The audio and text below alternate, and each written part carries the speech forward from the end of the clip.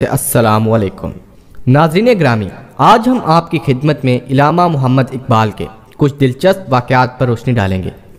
دوستو، ایک دفعہ راجہ نریندر ناتھ نے علامہ اقبال کو چائے پر مدعو کیا۔ راجہ صاحب کے کمرے میں ہرن کی کھال بچھی ہوئی تھی۔ علامہ اقبال ان سے بچ بچ کر گزرے۔ راجہ نریندر ناتھ نے حیران ہو کر وجہ پوچھی۔ آپ نے جواب میں بتایا کہ میرے استاد محترم نے ایک مرتبہ میری دی ہوئی جائے نماز استعمال نہ کرنے کا سبب بتاتے ہوئے انکشاف کیا تھا کہ ہرن کی کھال پر بیٹھنے یا چلنے سے انسان کے دل میں لاشعوری طور پر غرور کا احساس پیدا ہوتا ہے، اور یہ ایک ایسی مسلمہ بات ہے جس کا ذکر حدیث شریف میں بھی موجود ہے۔ راجہ نریندر ناتھ اس جواب سے اس قدر متاثر ہوئے کہ کئی منٹوں تک وہ خاموش کھڑے علامہ اقبال کے چہرے کو تکتے رہے۔ علامہ اقبال کے بھتیجے شیخ اعجاز احمد چونیا میں سب جج کے عہدے پر مامور تھے۔ وہاں ایک گیانی سکھ تھا جس کی تقریر کی بڑی دھوم تھی، بڑا جادو بیان تھا۔ شیخ صاحب بھی اس کی تقریر سننے کے شوق میں گاہے بگاہے سکھوں کے گردوارے جایا کرتے تھے۔ بیدی خاندان کا یہ گرانتی انارکلی گردوارے میں بھی رہ چکا تھا اور بڑے کھلے دل سے گفتگو کرتا تھا۔ ایک دن وہ شیخ صاحب کے پاس آیا اور کہنے لگا کہ میں مسلمان ہونا چاہتا ہوں، مجھے ڈاکٹر اقبال کی خدمت میں لے چلیے۔ موسم گرما کی تعطیلات ختم ہوتے ہی شیخ اعجاز احمد اس سکھ مقرر کو اپنے ہمراہ لاہور لے آئے اور علامہ اقبال کی خدمت میں حاضر ہوئے۔ سکھ نے پہلے اپنے مشربہ اسلام ہونے کا ارادہ ظاہر کیا، پھر بولا کہ میرے بہت سے بال بچے ہیں، خرچ زیادہ، آمدنی کم ہے، کیا اچھا ہو کہ مسلمان ہونے کے بعد میری مالی امداد کی بھی کوئی صورت نکل آئے۔ علامہ اقبال اس کیانی سکھ کی زبان سے مالی امداد کا ذکر سن کر متاثر ہوئے۔ انہوں نے فرمایا، اول تم مسلمانوں کے پاس ایسا کوئی ادارہ نہیں ہے جہاں سے نو مسلموں اور ضرورت مندوں کی مالی امداد کی جاتی ہو۔ دوسرا، مسلمان ہونے کے لیے مالی امداد کی شرط، یہ بات کسی طرح پسندیدہ نہیں ہے۔ اس کے بعد علامہ اقبال نے ایک واقعہ سنایا کہ میرے والد ضلع گجرانوالہ میں ایک بزرگ سے ملنے گئے۔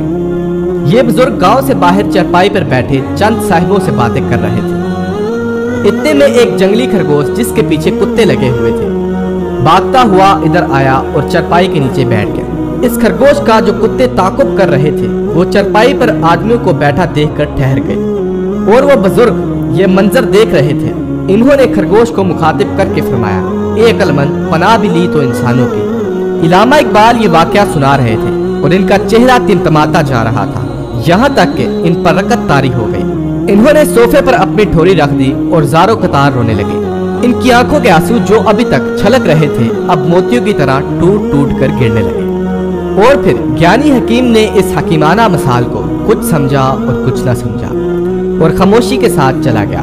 علامہ اقبال ایک بار سیالکوٹ سے ریل گاڑی میں لاہور جا رہے تھے اور شیخ اعجاز احمد بھی اسی ٹرین سے انٹر کلاس میں سفر کر رہے تھے۔ سمریال اسٹیشن پر جب ٹرین ٹھہری تو شیخ صاحب سیکنڈ کلاس میں علامہ اقبال سے کھانے کے لیے دریافت کرنے آئے۔ اسی ڈبے میں ککے زئی خاندان کے ایک بزرگ بیٹھے تھے۔ جب انہیں پتہ لگا کہ شاعر مشرق ان کے ہم سفر ہیں تو انہوں نے حیرت و مسرت کے ملے جلے انداز میں کہا، یہ ڈاکٹر محمد اقبال ہیں، ان سے میرا تعارف کرا دیجئے۔ علامہ اقبال نے بڑی گرم جوشی کے ساتھ ان سے ہاتھ ملایا اور اپنی سگریٹ کی ڈبی کھول کر ایک سگریٹ پیش کی۔ ہم سفر بزرگ نے علامہ اقبال کے ہاتھ سے وہ سگریٹ لے لی، مگر سگریٹ کو سلگانے کی بجائے اسے جیب میں رکھ لیا۔ علامہ اقبال کو حیرت ہوئی۔ انہوں نے پوچھا کہ آپ نے سگریٹ سلگائی نہیں؟ وہ صاحب بولے کہ یہ متبرک سگریٹ ہے، میرے خاندان میں یادگار کے طور پر محفوظ رہے گی۔ علامہ اقبال اس پر مسکرا دیے۔ انہوں نے دوسری سگریٹ دیتے ہوئے فرمایا، اچھا تو اس سے شوق فرمائیے۔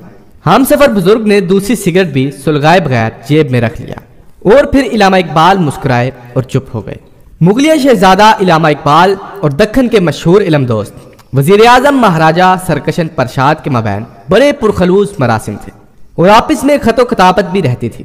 ایک بار علامہ اقبال حیدرآباد دکن تشریف لے گئے اور مہاراجہ کشن پرشاد کے ہاں قیام فرمایا۔ مہاراجہ نے علامہ اقبال کی میزبانی اپنی حیثیت کے مطابق امیرانہ انداز پر کی۔ ایک دن ایک صاحب پرانی مغلی پجامہ اور ڈپیلی ٹوپی پہنے یکے پر بیٹھ کر علامہ اقبال سے ملنے کے لیے تشریف لائے۔ جان پہچان کے بعد مصافحہ ہوا۔ دوران گفتگو پتہ چلا کہ یہ صاحب مغلیہ خاندان کے شہزادے ہیں اور برسوں سے علامہ اقبال سے ملاقات کا اشتیاق رکھتے ہیں۔ انہوں نے علامہ اقبال سے کہا کہ آپ تو حکومت دکن کے وزیر اعظم کے محل میں رہائش پذیر ہیں، میں غریب آدمی ہوں، یہ ठाट बाट कहाँ से ला सकता हूँ। ताहम मेरी दिली तमन्ना है कि एक वक्त का खासा मेरी गरीब खाने पर भी तनावुल फरमा ले तो मेरे लिए बड़ी सादत का बायस होगा और मैं आपके लिए अपने हाथों से खाना तैयार करूँगा। इलामा इकबाल ने दावत कबूल कर ली और वो मुकर्रर तारीख और वक्त पर मुगल शहजादे के यहाँ पहुँचे। वो साहिब अपने मकान के दरवाजे पर यका और तन्हा इलामा इकबाल के खैर मुकद्दम के लिए खड़े थे। इनके खुलूस व मोहब्बत का ये आलम था जैसे इन्होंने सचमुच इलामा इकबाल की राह में आंखें बिछा दी हैं। इलामा इकबाल सवारी से उतरे तो मुगल शहजादे ने इलामा इकबाल का हाथ थाम लिया और खास अंदाज में ज़ौक़ का ये मशहूर शेर पढ़ा। देखा दम नज़ार दिल आराम को, ईद हुई ज़ौक़ दिल शाम को। इलामा इकबाल की निगाहों के सामने ये शेर सुनकर मुगरिया दौर की तारीख मुजस्सिम हो गई। इनका मेजबान इस खानदान का एक गरीब और फलाकत ज़दा शहजादा था। इलामा इकबाल पर रगत तारी हो गई और आंखों से आंसू जारी हो गए। और फिर एक दिन इलामा इकबाल हस्बे मामूल बनियान पहने और तहमद बांधे मकान के बरामदे में बैठे थे। हुक्का सामने था और अहबाब से तबादला ख्याल जारी था। मुमताज हसन भी इस सोहबत में शरीक थे। इतने में दो कद आवर फौजी जवान जो शुमाली पंजाब के किसी जिले के रहने वाले मालूम होते थे वहां आए और बड़ी खामोशी के साथ खाली कुर्सियों पर बैठ गए। थोड़ी देर बाद इनमें से एक ने मुमताज हसन से पूछा, तर्जमाने हकीकत हजरत अलामा doctor Sheikh Mohammad Iqbal MA PhD barrister law member Punjab कानून साज कौंसल कहाँ है? मुमताज साहिब को इस सवाल पर बेइख्तियार हंसी आ गई। एक साहिब ने इनके हंसने का सबब पूछा तो इन्होंने बताया, ये साहिब तर्जमान हकीकत हजरत अलामा डॉक्टर सर शेख मोहम्मद इकबाल की तलाश में है, वो इनको अभी तक नहीं मिल सके। इस पर इन साहिब ने, जो इकबाल के पुराने दोस्त इस्लामिया कॉलेज पेशावर के प्रोफेसर मोहम्मद शफी थे, इन नौजवानों की तरफ देखा और इकबाल की तरफ इशारा करके कहा, ये कौन बैठा है? इस पर एक कहका पड़ा। इन कहका लगाने वालों में खुद इलामा इकबाल भी शामिल थे। इस कहके के अंदाज से वो दो फौजी समझ गए कि ये तर्जमाने हकीकत इलामा इकबाल जिनकी तलाश में वो आए थे इस कदर सादगी और कलंदराना अंदाज में इनके सामने बैठे हैं। दोस्तों, इन सब वाक़यात में इलामा इकबाल की ज़िंदगी का एक अहम वाक़या जो इलामा इकबाल के खादम मियाँ मोहम्मद अली बख्श के यहाँ पेश आया।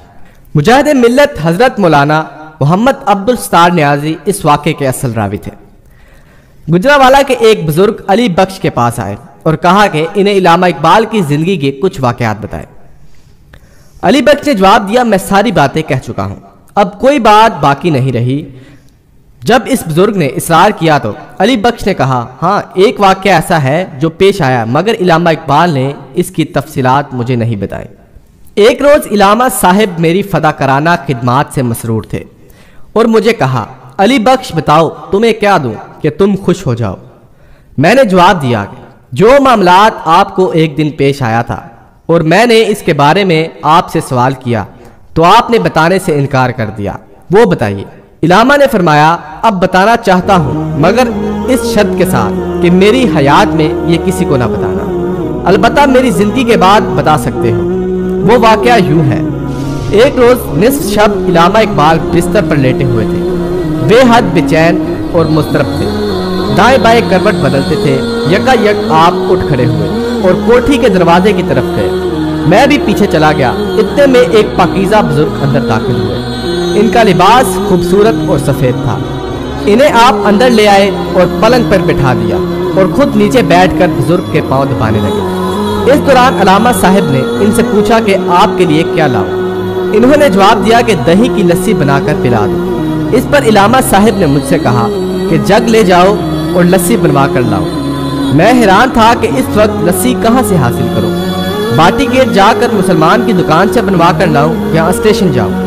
जो ही मैं कोठी से बाहर निकला तो कोठी के सामने एक बाजार दिखाई दिया जो मैंने पहले कभी नहीं देखा था।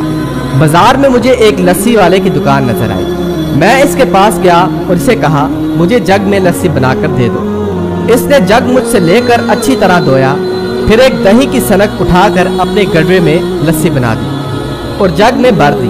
मैंने पैसे पूछे तो सफ़ेद रेश बुजुर्ग ने जवाब दिया कि इलामा साहिब से हमारा हिसाब चलता रहता है, तुम ले जाओ और इनको पेश कर दो। मैं जग लेकर आया और हजरत इलामा को पेश कर दिया। हजरत ने एक गिलास भरकर इन सफ़ेद रेश रूहानी बुजुर्ग को पेश किया और इन्होंने पी लिया। फिर दूसरा गिलास पेश किया और इन्होंने पी लिया। जब तीसरा गिलास पेश करने लगे तो इन्होंने कहा खुद पी। काफ़ी देर तक इल्लामा इकबाल इन बुजुर्ग के पांव दबाते रहे और बातें करते रहे। कुछ देर बाद वो बुजुर्ग उठ खड़े हुए और कोठी से बाहर निकलने के लिए चल दिए। इल्लामा साहिब भी इनके साथ निकले। मैं भी इनके पीछे चला। वो बुजुर्ग कोठी से बाहर निकलते तो अचानक गायब हो गए। मैं हैरान था कि ये कौन थे, अब कहाँ चले गए। और फिर वो सामने बाजार भी ना था जिसके एक दुकानदार ने मुझे लस्सी बनाकर दी थी। इस दिन मैंने पूछा, हजरत ये बुजुर्ग कौन थे और दुकान पर बैठे रेशदार बुजुर्ग कौन थे? इल्लामा इकबाल ने फरमाया कि मैं इनके नाम बताता हूँ लेकिन मेरी जिंदगी में किसी को ना बताना। जो बुजुर्ग कोठी में तशरीफ लाए और लस्सी पी वो ख्वाजा मईनुद्दीन चिश्ती अजमेरी रहमतुल्लाह अलैह थे, और जिस बुजुर्ग ने लस्सी बनाकर दी वो दाता गणबख्श अली हजवेरी रहमतुल्लाह अलैह थे। दोस्तों, आखिर में मैं आपकी खिदमत में इल्लामा इकबाल का एक शेर पेश करना चाहता हूँ कि मोहम्मद से वफा तूने तो हम तेरे हैं, ये जहां चीज है क्या लोहो कलम तेरे हैं। कुव्वते इश्क से हर पस्त को बाला कर दे, दहर में इसमें मोहम्मद से उजाला कर दे। तो दोस्तों, ये थी आज की हमारी वीडियो। अगर आपको हमारी वीडियो पसंद आए तो प्लीज़ हमारी वीडियो को लाइक, शेयर और कमेंट करना मत भूलिएगा। मिलते हैं नेक्स्ट वीडियो में। मुझे दीजिए इजाज़त। अल्लाह हाफिज़।